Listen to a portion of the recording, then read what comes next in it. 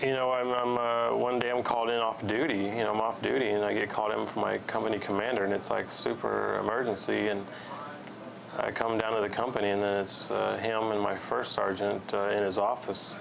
And then he's like, you know, he's got this order in his hand written on a counseling form. And he's like, don't talk to me, don't ask me any questions. I just want you to read this and sign it. Which is highly irregular, because anytime you're given any kind of a counseling form or an order, it's read to you, and then, you know, you basically check in a block that you agree that what they have, you know, that what's on that paper is what they've explained to you in person. And that, not that you agree to it necessarily, but that you agree that that's, you know, that you understand what is being told you. And I could see he was under a lot of stress. I mean, he was very, because I even tried to ask him, like, well, what if my mother needs to know that I'm not, you know, part of the abuse, you know, that I'm actually a part of trying to stop it. And then he's like, I told you, don't talk to me, don't ask me any questions, just read this and sign it. And so, you know, of course I signed it. And it was then that I knew, because that was after talking to General Fay, and it was then, at that moment, that I knew, you know, this was getting covered up. And then once I found out that I was the only person to receive such an order from the many people, other people in my unit that were there, that's when I really knew this was, you know, the cover-up was in full swing. And from that moment on, I started thinking, okay, you know, if I don't say anything, then nobody's going to say anything. So I had to say something, and then I actually hoped that when I spoke out, that other people would start speaking out too. But that didn't happen. They just watched as, you know, I got into all that trouble, and then they saw what would happen to them if they spoke too. And so a lot of them, to this day, remained quiet. Well, 4 days after you were ordered not to discuss Abu Ghraib, ABC News aired an interview with you. 3 days later, you were administratively flagged, your top secret clearance pulled. Talk about this period right through to July 2005, your rank being reduced. Well, what they did is they suspended my clearance, which effectively kicked me out of the building I worked in.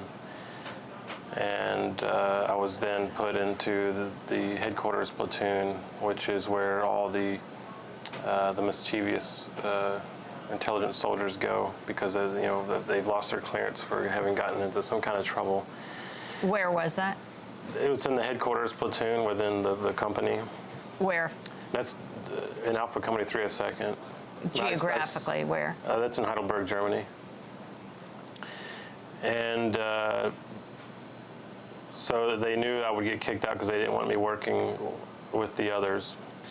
And they knew by taking my clearance that would kick me out of the building, and that I couldn't be, I could no longer be in that inner circle I told you about.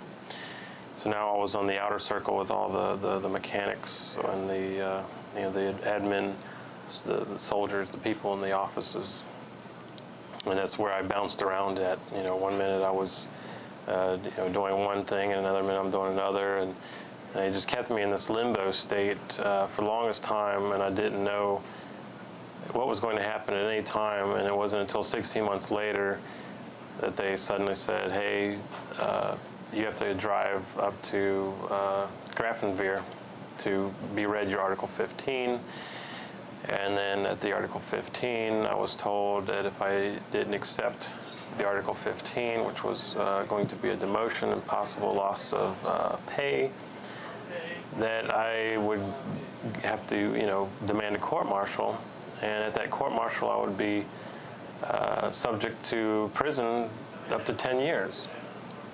And after talking to my lawyer, Scott Horton, you know, it was a lose-lose case, because the military prosecution wins 90% of its cases, which is hardly a fair trial, and which also goes to show, like at Colonel Jordan's trial, how you know, fixed that trial was, because military prosecution wins any case essentially that it wants to.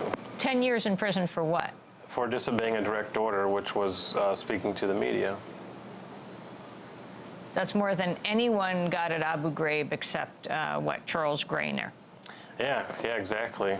And, you know, originally I was going to fight it and demand a court-martial, but like I said, my lawyer said this is their playing field, and, you know, they'll do it.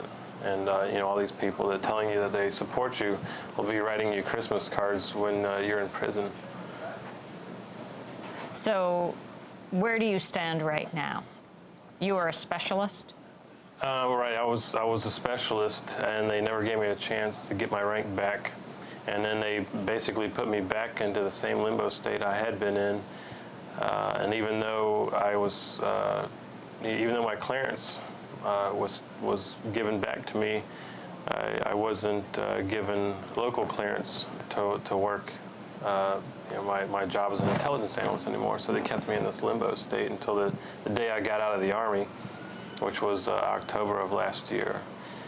And since then, I'm basically still trying to get a job. Are you having trouble? Yeah, actually I am. I mean, I know some things take time, but you know, when I actually tried to work as a prison guard at a county jail, but that didn't fare too well at all. Why not? To be honest, I didn't want to be a part of another scandal. Samuel Provance, so reflect now on what has happened to you. You had top security clearance, you were a staff sergeant, now you're a guard at a mall and having trouble finding a job that you would like to keep. Was the whistleblowing worth it? Do you think that anything has been learned by the military? Do you think high-level officials should be prosecuted? Well, on a personal level, obviously, I would say it's not worth it. But it's, you know, but this is bigger than me. You know, this is about the integrity of right and wrong, and you know, how we're portrayed to the world. We're, you know, supposedly trying to help. Has anything I've done or said made an effect? I don't know. I mean, these things are so big and complex. You really don't know, you know, what difference you'll really make. You know, you just have to do it and hope for the best. Former Army Sergeant Abu Ghraib whistleblower Samuel Provance, first intelligence specialist to speak openly about abuse at the prison, the only military intelligence soldier listed as a witness in the Taguba report. When Provance defied an order to speak to the media about what happened at Abu Ghraib, the Army stripped him of a security clearance, demoted him in rank, and threatened him with 10 years in jail. And that does it for our broadcast. If you'd like a copy of today's show, go to democracynow.org. Democracy Now! Produced by Mike Burke, Shruf Kudus, Aaron Mate, Angelique Kamet, Jeffrey Hagerman. A very fond farewell to Emily Calhoun, who leaves the Democracy Now! Family today, and we wish her the very best in her filmmaking endeavors. I'm Amy Goodman. Thanks so much for joining us.